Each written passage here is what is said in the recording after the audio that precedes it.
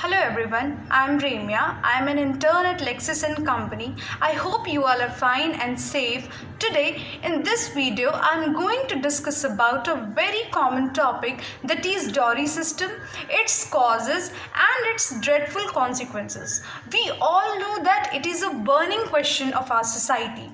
Many views have been expressed on this issue, and we have also constitutional provisions and criminal procedures regarding this problem. However, in my own discussion, I will try to express something new and rare. I will also discuss about as to why this problem has not been finally solved and what should be done more in this direction. Recently, there has been a study report on a dowry system in India released by World Bank. In this report, 40,000 marriages that took place in rural India from 1960 to 2008 is studied. According to this, dowry was given in 95% of the marriages, while it has been illegal in the country since 1961. There are also a number of reports related to the domestic violence due to dowry. Even the girls have become self-reliant today. They are not being given the right to take decisions for themselves. Society is still not ready to give freedom to women to decide for themselves. Parents are specially responsible for this. They are educating their daughters, but they are not allowing them to take decisions regarding marriage.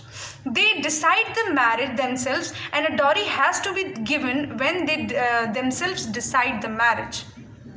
Dowry is nothing but a greed for marriage. Usually, people have such a mentality that if they are getting something for free, they do not reject it. This is also one of the main reasons behind dowry. One more thing, the parent of the girl side are more responsible than the parents of the boy in the dowry transaction. Merely educating girls will not work unless you give them complete freedom. They should be included in whatever decision is taken for girls, and they should get their rights. It is often said and often happen that the parent accept the decision of the boys as they think that his son will take care of him in old age and they are their life, but do not accept the decisions of girl. Why so? This question is also important, that when it is a crime to take dowry by law, then why do you give dowry at all? In answer to such questions, it is often said that our daughter will not get married if we don't offer dowry. Why do you all worry so much that your daughter will not get married? Don't marry your daughter for a few years and keep them patiently at home. If you deny dowry and keep your daughter unmarried for a few years, the bridegroom's family will ultimately be ready to marry their son without any dowry. Gradually, everything will be normal. In some states, both the parties are promoting dowry together. All families are competing with each other to marry that employed boy. One is ready to pay more than the other and gets the marriage settled. Really, it is a game in patriarchal society that a price is fixed for purchasing a bridegroom who is in a good job. And you buy that boy as per that price. But when the trouble comes, you begin to complain. So dowry system is not one-sided. If the boy's parents or other family members are responsible for the dowry harassment, then the girl's parents are responsible for giving dowry. If the parents think that they will spend money for the betterment of the girl, like opening a shop or business for them, but will not give dowry, then no one will force them for dowry. But if the parents do not give dowry thinking that their daughters will not get married, this evil is being promoted. So I want to say that one of the reasons for increasing dowry problem is also to make dowry law flexible.